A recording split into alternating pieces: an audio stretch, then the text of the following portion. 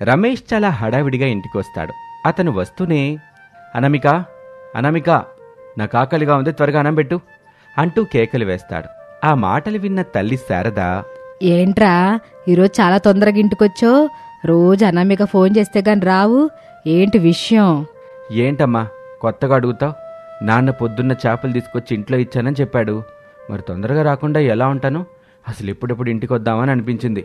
అయితే నీ ఆశల మీద నీళ్లు పోసిందని అవుతాను అనుకుంటా. ఆ మాటలకి రమేష్ ఆశ్చర్యంగా, ఏంటమ్మా నువ్వు చెప్పేది? నాకేం అర్థం కావట్లేదు. అనామికకి ఒంట్లో బాగోకపోతే చేపల కూర నీ మరదలు చేసింది. అయ్యో అవునా? అయితే నేను హోటల్కి వెళ్ళి తింటాను. పోయినసారి చేపల పులుసు చేసిందిగా, అది నాకింకా గుర్తుంది బాగా. చిన్నగా మాట్లాడరా, పెద్దగా అనబాక, అదెంతే బాధపడుద్ది. వాళ్ళలా మాట్లాడుకోవటం అవని విని నిజంగానే చాలా బాధపడుతుంది. నేనెందుకు చేపల పులుసుని అనామిక చేసినట్టుగా చేయలేకపోతున్నాను? లోపమేంటో అర్థం కావట్లేదు అని అవని అనుకుంటుంది. ఇంతలో రమేష్ అక్కడి నుంచి వెళ్ళిపోతూ కొంత సమయం తర్వాత అవని భర్త సురేషు, మామగారు ప్రసాదు అక్కడికొచ్చి భోజనం వడ్డించమని అడుగుతారు. అప్పుడు శారద రమేష్కి చెప్పిన విషయాన్ని వాళ్ళకి చెప్తుంది. అది విన్న వాళ్ళు అక్కడి నుంచి హడావిడిగా పరిగెడతారు.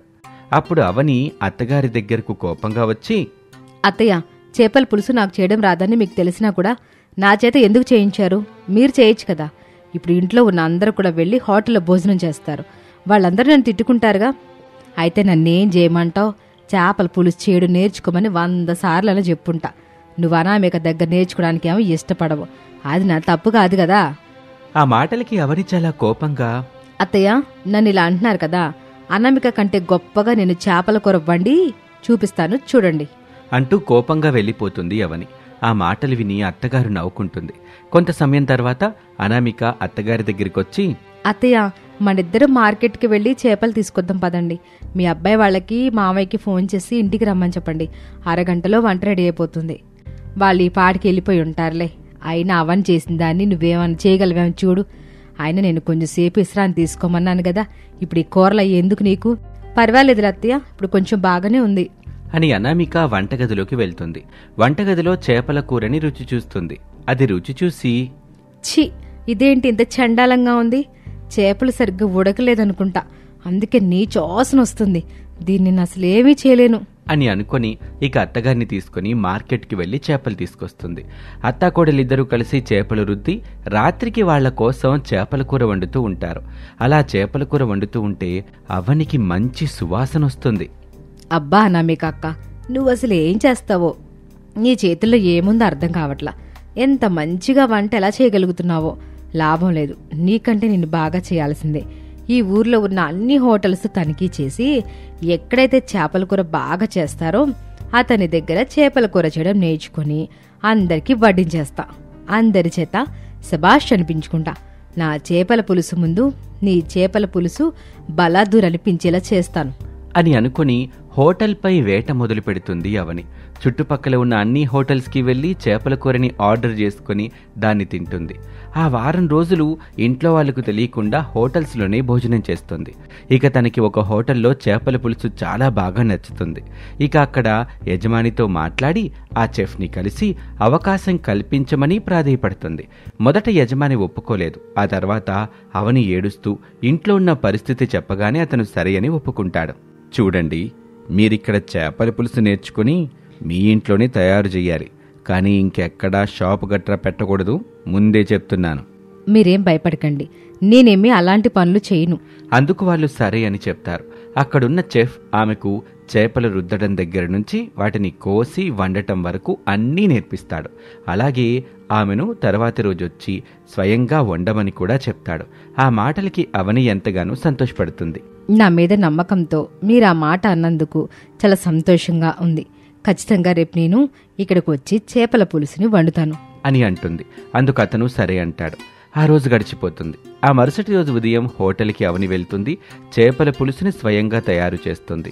అది రుచి చూస్తున్న హోటల్ యజమాని, చెఫ్ ఇద్దరు కూడా అద్భుతంగా ఉంది అంటూ ఆమెను పొగుడుతారు. ఆ మాటలకు అవని సంతోషపడుతూ సరాసరి మార్కెట్కి వెళ్లి చేపలు తీసుకుని ఇంటికి వెళ్తుంది. అది చూసిన అవని అత్తగారు ఆశ్చర్యపోతారు. అనామిక అక్క, ఒక చిన్న పోటీ పెట్టుకుందాం రా అక్క. ఏంటి అవని ఆ పోటీ? నువ్వు చేపల పులుసు బాగా చేస్తావు కదా, ఈ రోజు ఇంట్లో కలిసి చేపల కూర చేద్దాం ఇద్దరం. ఇంట్లో వాళ్ళకి వడ్డిద్దాం. ఎవరి వంట బాగుందో వాళ్ళే చెప్తారు. ఆ మాటలు దూరం నుంచి వింటున్న అత్తగారు పెద్దగా నవ్వుతూ ఇలా అంటుంది. ఏంటే, నీకేమైనా పిచ్చగాని పట్టిందా? అనామిక చేపల పులుసు ఎంత బాగా పెడుతుందో అందరికీ తెలుసు. నువ్వైతే ఓడిపోవడం ఖాయం. అవునా అత్తయ్య? ముందు ముందుందలేండి ముసళ్ళ పండగ. పందానికి సిద్ధమా కదా చెప్పండి. నేను సిద్ధమే అని అనామిక అంటుంది. ఇక ఇద్దరూ కలిసి చేపలు రుద్ది వంట చేయటం మొదలు పెడతారు. ఇద్దరూ వంట చేస్తూ ఉంటారు. ఏంటి, నా చేపల కూరగుంటే తన చేపల కూర సువాసన చాలా బాగా వస్తుంది. నాకెందుకు అనుమానంగా ఉంది, నేనేమైనా ఓడిపోతానేమోనని. ఏంటక్కా, ఓడిపోతానని భయం వేస్తుందా? నాకెందుకు భయం? నాకు భయం అసలు అవసరమే లేదు అని గట్టిగా చెప్తుంది. అవని సరే అంటుంది. ఇద్దరూ చేపల కూరని తయారు చేస్తారు. ఇక ఇద్దరూ చేపల పులుసుని అక్కడ పెడతారు. సాయంత్రం అవుతుంది. అందరూ భోజనానికి కూర్చుంటారు.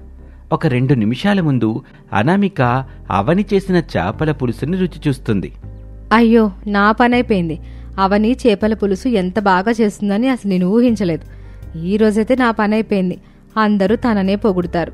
ఇక తర్వాత నుంచి నన్ను తిట్టడం మొదలు పెడతారు అని చాలా భయపడిపోతూ అత్తగారికి అదే విషయాన్ని చెప్తుంది. నువ్వు చెప్పేది నిజమేనా? పద వెళ్దాం అంటూ లోపలికి వెళ్లి అత్తగారు కూడా రుచి చూస్తుంది. అది చాలా అద్భుతంగా ఉండటంతో నిజంగానే చాలా అద్భుతంగా ఉందే. ఇది మన మగాళ్ళు తిన్నారంటే మాత్రం అవన్నే పొగుడుతారు. అప్పుడు అనామిక భయపడిపోతూ, ఏం చేయాలో చెప్పండి అత్తయ్య. ఉప్పు కారం వేసి ఎక్కువ వేసేసి చెడగొట్టేద్దాం, సరిపోద్ది. అయ్యో, ఎంతో కష్టపడి చేసింది అత్తయ్య. అలా కాకుండా ఇంకేదైనా చెప్పండి. అది కాకుండా ఇంకా అంటే 2 పాత్రలు మార్చేయడమే. అందుకు అనామిక అస్సలు ఒప్పుకోలేదు. అనామిక అత్తగారితో ఇలా అంటుంది. సర్లేండి అత్తయ్య, ఎవరో బయట వాళ్ళు కాదు కదా పొగుడుతుంది, మనవాళ్లే కదా. అది కూడా మన అవనిన్నే పొగుడుతారు. తన కష్టానికి ఈరోజు గుర్తింపు వస్తుంది. పాపం ఎన్నోసార్లు ఎన్నో అవమానాలు పడింది కదా. పోనిలేండి, ఇప్పుడు నేను కుళ్ళుకుంటే ఇంటి పెద్ద కోడలుగా చాలా పెద్ద తప్పు అవుతుంది. వదిలేస్తానులే అత్తయ్య అని చెప్పి అక్కడి నుంచి బయటకొచ్చేస్తా. ఆ మాటలన్నీ అవని వింటుంది. కొంత సమయం తర్వాత అందరూ భోజనానికి కూర్చుంటారు. వాళ్ళిద్దరూ కూడా చేపల కూరని తీసుకొచ్చి వాళ్ళ ముందు పెడతారు. అందరూ అది తిని, 2 చాలా డిఫరెంట్గా ఉన్నాయి, మీరిద్దరే చేశారా, చాలా అద్భుతంగా ఉన్నాయి, కానీ ఈ పాత్రలో ఉన్న చేపల పులుసు ఇంకా అద్భుతంగా ఉంది, ఇది ఎవరు చేశారు అంటూ అడుగుతారు. అప్పుడు అనామిక ఏదో చెప్పబోతూ ఉండగా అవని ఇలా అంటుంది. ఈ పాత్రలోది అనామిక అక్కది, ఆ పాత్రలోది నేను చేశా. ఎంతైనా అక్క చేసింది బాగుంటుందిలేండి అని అవని అంటుంది. వాళ్ళందరూ ఈసారి కూడా నువ్వు చాలా బాగా చేసావు అనామిక, అంతకుముందు అనామిక ఎలా అయితే చేసేదో అలాగే ఉంది, ఈసారి అనామిక చేసింది ఇంకా బాగుంది అని చెప్తారు. ఆమె మాటలు అత్తగారు అనామిక విని ఆశ్చర్యపోతారు. ఇక భోజనాలైన తర్వాత అనామిక అవనితో ఇలా అంటుంది. అవని, నువ్వు చేసిన చేపల కూరని నేను చేశానని ఎందుకు చెప్పావు? అత్తయ్య నువ్వు ఇందాక వంటగదిలో ఏం మాట్లాడుకున్నారో నేను విన్నానక్క. నువ్వు నా కోసం అంత ఆలోచించావు కదా, మరి నేను నీ గురించి కూడా ఆలోచించాలి కదా. వారికి నీ మీద గట్టి నమ్మకం ఉంది, నువ్వు వంట బాగా చేస్తావని. ఆ నమ్మకాన్ని ఎందుకు పోగొట్టాలని నాకు అనిపించింది, అందుకే పోగొట్టలేకపోయాను. ఇప్పుడు నాకు నేనుగా చేపల పులుసు బాగా చేయగలని నిరూపించుకున్నాను కదా, అది చాలు. నేను బాగా చేస్తానన్న నిజం నా మనస్సాక్షికి తెలిస్తే చాలక్క. నా గురించి ఆలోచించినందుకు చాలా కృతజ్ఞతలవని అంటూ కృతజ్ఞతలు చెప్పుకుంటుంది. అత్తగారి తోటికోడలిద్దరినీ అలా చూసి వాళ్లతో ఇలా అంటుంది. మీ ఇద్దరూ ఎప్పుడు ఎట్టాగే కలిసి ఉండాలి. నేనే మీ మధ్య చిన్న చిన్న గొడవల కారణమయ్యాను. ఇక మీదట అట్టాంటివి కూడా ఉండవు. నాకు మీ ఇద్దరు 2 కళ్ళ లాంటి వాళ్ళమ్మా అంటూ ఇద్దరినీ దగ్గరికి తీసుకుంటుంది అత్తగారు. అలా తోటికోడళ్ల చేపల పులుసు పందెం కుటుంబంలో కలహాలు పోగొట్టి ముగ్గురిని కలిపేలా చేస్తుంది. ఇలాంటి మంచి మంచి వీడియోల కోసం మా ఛానల్ని సబ్స్క్రైబ్ చేయండి, లైక్ చేయండి, షేర్ చేయండి, అలాగే కామెంట్ కూడా చేయండి. ఇది ఇవాల్టి కథ. మరొక ఆసక్తికర కథలో మళ్ళీ కలుద్దాం. నమస్తే. శారదకి 3 కొడుకులు, రమేషు, సురేషు, గణేషు. వాళ్ళు ముగ్గురు కూడా బాగా చదివేవాళ్ళు. వాళ్ల చదువుల కోసం శారద ఉన్న ఆస్తులు మొత్తం అమ్మేసింది. ముగ్గురికి ఉద్యోగాలొచ్చాయి. ముగ్గురికి ఉద్యోగాలొచ్చిన తర్వాత ఆ డబ్బంతా కూడా వాళ్ళు చేసిన అప్పులు గడుతూ ఉంటారు. ఆ సమయంలోనే శారద వాళ్ళ 3 కొడుకుల్ని పిలిచి వారితో ఇలా మాట్లాడుతూ ఉంటుంది. చూడండి బాబు, మీరెంతో కష్టపడి ఉద్యోగాలు సంపాదించారు. ఇక మీకు పెళ్లిళ్ళు చేసేస్తే నా బాధ్యత తీరిపోద్ది.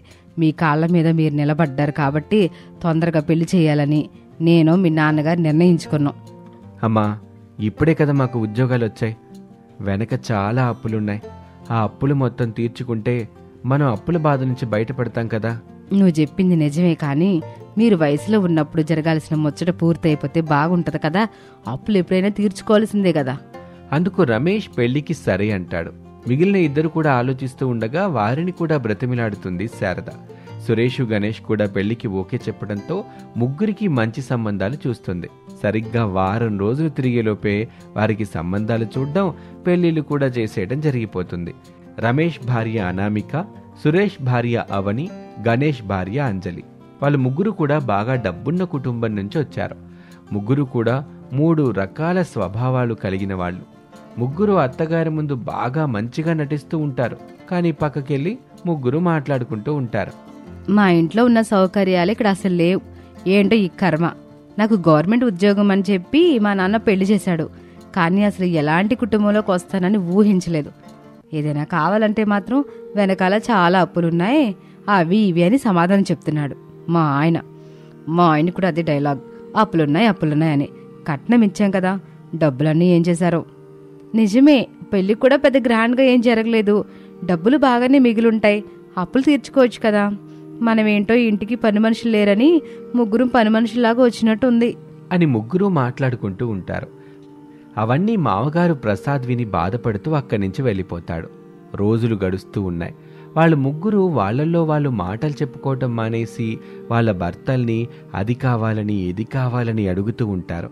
దానివల్ల ఇంట్లో గొడవలు జరుగుతూ ఉంటాయి. ఇంట్లో గొడవల సంగతి అత్తగారికి అస్సలు నచ్చేది కాదు. ఎందుకంటే అత్తగారి ముందు మాత్రం వాళ్ళు వినయాన్ని నటిస్తూ ఉంటారు. ఒకరోజు అనామిక, రమేష్ గొడవ పడుతూ ఉంటారు. ఏవండి, ఈ ఇంట్లో నేను ఎంత ఇబ్బంది పడుతున్నానో తెలుసా? ఏది కావాలన్నా మా పుట్టింటోళ్ళని అడిగి తెచ్చుకోవాల్సిన పరిస్థితి వచ్చింది. మా అమ్మ నాన్న ఏమని అడిగితే మీ ఆయన ఏం చేస్తున్నాడు, ఇది కూడా కొనివ్వలేడా అని నన్ను అడుగుతున్నారు. ఏంటండి నాకు ఈ కర్మ? చూడనమిక, ఇంకొక సంవత్సరం కష్టపడితే మేం చేసిన అప్పులన్నీ తీరిపోతాయి. 1 సంవత్సరం తర్వాత మనకి ఏది కావాలంటే తెచ్చుకోవచ్చు. అప్పుడు నాకు శాలరీ కూడా ఇంక్రీజ్ అవుతుంది. అప్పటిదాకా కొంచెం ఓపిక పట్టు. ఏడాది పాటు ఇలా బికార్ దానిలాగా ఉండాలన్నమాట. అసలు పెళ్ళెందుకు చేసుకున్నారు? అప్పులన్నీ తీరిపోయిన తర్వాత చేసుకోవచ్చు కదా అంటూ కోపంగా బయటకొస్తుంది. ఎదురుగా అత్తగారుంటారు. అనామిక చాలా కంగారు పడిపోతూ ఉంటుంది. అత్తగారు విన్నారేమో అనుకుంటూ ఉంటుంది. శారద లోపల ఏం జరిగిందో విని కూడా ఏమీ తెలియనట్టుగా, ఏంటమ్మా ఏదో గొడవ పడుతున్నావు, నాకేం అర్థం అవ్వట్లేదు.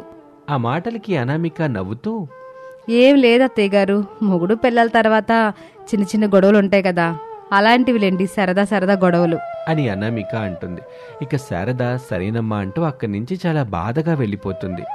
తర్వాత తన మనసులో శారద ఇలా అనుకుంటుంది, పెద్ద కోడలు ఎట్టా ఉందంటే మరి మిగిలిన 2 కోడలు ఎట్టాగున్నారో ఏమో, వాళ్ళను కూడా గమనించాలి అని అనుకుంటుంది. ఆ రోజు సాయంత్రం సురేష్ ఇంటికొచ్చిన వెంటనే సురేష్ని ఈ విధంగా అడుగుతుంది శారద. బాబు, మీ ఇద్దరు బాగానే ఉంటున్నారా? అమ్మాయి నువ్వు. ఏమ్మా అలా అంటున్నావు? మాకేం, మేం బానే ఉన్నాంగా.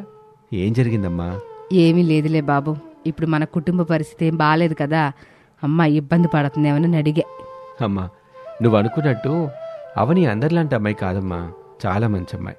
ఇంట్లో పరిస్థితులన్నీ అర్థం చేసుకుంటుంది. చాలా గొప్ప గుణం ఉన్న అమ్మాయి. ఈ విషయంలో నువ్వు కంగారు పడాల్సిన అవసరం లేదు. నా మాట నమ్మమ్మా అని అంటాడు సురేష్. ఆ మాటలన్నీ కూడా తోటికోడలు ముగ్గురు వింటారు. అయితే మిగిలిన వాళ్ళిద్దరూ బాగానే ఉన్నారన్నమాట. నేనే అనవసరంగా నోరు జారుతున్నాను. ఇక నుంచి నా భర్త దగ్గర కూడా నేనేలాగే ఉండాలి అని అంజలి అనుకుంటుంది. అనామిక కూడా తన మనసులో అలాగే అనుకుంటుంది. నా భర్త ఎంత మంచివాడు, నేనే అతన్ని అపార్థం చేసుకున్నాను. ఇక నుంచి నేను అలా ఉండను, ఆయన ఏది చెప్తే అలాగే చేస్తాను అని అవని అనుకుంటుంది. ఇక అంజలి వాళ్ళిద్దరితో ఇలా అంటుంది. ఏంటక్కా నువ్వు మా ముందేమో ఇలా మాట్లాడతావు, నీ భర్త ముందేమో అత్తగారి ముందు ప్రేమ నటిస్తున్నావు. నేను వాళ్ళ ముందు ప్రేమ నటించడం లేదు, మీ ముందే మీ మాటలు చెప్తున్నాను, మీ ముందు నటిస్తున్నాను. ఎందుకంటే నేను మీలాగా మాట్లాడిపోతే నన్ను దూరం చేస్తారన్న భయంతో. అయ్యో అక్క, నువ్వెంత మంచిదానివో, మేమే అనవసరంగా నోరు జారేసామనిపిస్తుంది. ఇక్కడి నుంచి మేం కూడా మా భర్తలకి సపోర్ట్గానే ఉంటాం అని అక్కడి నుంచి అంజలి కూడా వెళ్ళిపోతుంది. అనామిక తన మనసులోనూ అదే భావించి అక్కడి నుంచి వెళ్తుంది. కొంత సమయం తర్వాత సురేష్తో అవని మాట్లాడుతూ ఇలా అంటుంది. అత్తగారికి నా గురించి గొప్పగా చెప్పి నా పరువు కాపాడారు. నేనన్న మాటలన్నిటికీ క్షమాపణ కోరుతున్నానండి. నేనే అర్థం చేసుకోకుండా ఉన్నాను. నన్ను క్షమించండి అని అవని అంటుంది. అవని, నువ్వు నా భార్యవి. ఇలాంటివి మన మధ్య ఉండకూడదు. ఒక్క సంవత్సరం ఓపిక పడితే మన అప్పులన్నీ తీరిపోతాయి. ఏవండి, నాకేదైనా ఒక చిన్న ప్రైవేట్ ఉద్యోగం ఇప్పించండి. కష్టపడతాను. సంవత్సరం కాదు, 6 నెలల్లో అప్పులు తీర్చేసుకుందాం. ఆ మాటలకి సురేష్, మేం కష్టపడుతున్నాం కదా, నువ్వెందుకు కష్టపడ్డం ఇప్పుడు అని అంటాడు. అవని మాత్రం అస్సలు ఒప్పుకోదు. ఇద్దరం కలిసి కష్టపడితే కదా సంతోషంగా ఉండగలం అంటుంది. అప్పులన్నీ తీరిపోయిన తర్వాత అప్పుడు ఉద్యోగం మానేస్తాను అనటంతో సురేష్ సరే అంటాడు. తన భార్య ఒక చోట ఉద్యోగం చేయటం కోసం వెతుకుతాడు. కొన్ని రోజుల తర్వాత తనకి ఉద్యోగం దొరుకుతుంది. ఆమె ఆ ఉద్యోగంలో చేరుతుంది. అది చూసిన మిగిలిన కోడళ్ళిద్దరూ కులుకుంటూ ఉంటారు. అత్తగారు అవనినేమో పొగుడుతూ ఉంటుంది. ఒకరోజు అంజలి తన భర్త గణేష్ దగ్గరికి వెళ్లి గణేష్తో ఇలా అంటుంది. ఏవండి, నేను గత కొన్ని రోజుల నుంచి మీతో గొడవ పడడం లేదు కదా? లేదు. ఎందుకలా అంటున్నావు? ఎందుకంటే ఇప్పుడు నేను పూర్తిగా మారిపోయానండి. పెళ్లి కాకముందు ఎలా ఉన్నామనేది గొప్ప విషయం కాదు. పెళ్ళైన తర్వాత భర్త కుటుంబాన్ని ఎంత బాధ్యతగా మన కుటుంబంలాగా చూసుకుంటున్నాం అనేదే ముఖ్యం. ఇప్పుడు కష్టమైనా నష్టమైనా భరించాలి కదా. నేను మీకు సహాయంగా ఉండాలనుకుంటున్నాను. అవని అక్క ఉద్యోగంలో చేరింది. నాకు కూడా ఏదైనా ఉద్యోగం ఇప్పించండి.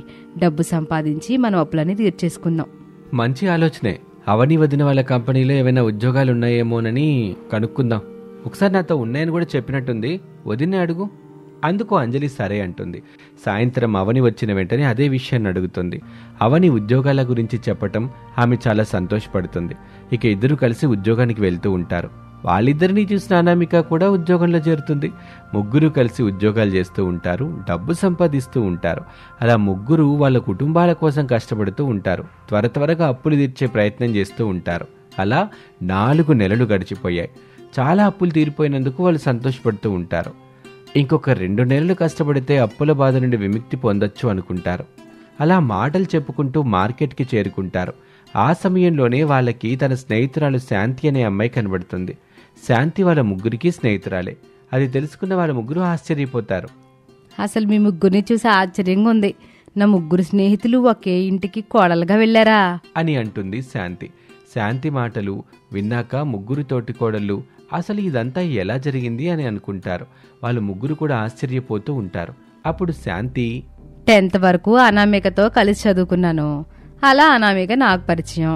ఇంటర్మీడియట్ నేను తిరుపతిలో చదువుకున్నాను. అక్కడేమో అవని పరిచయం.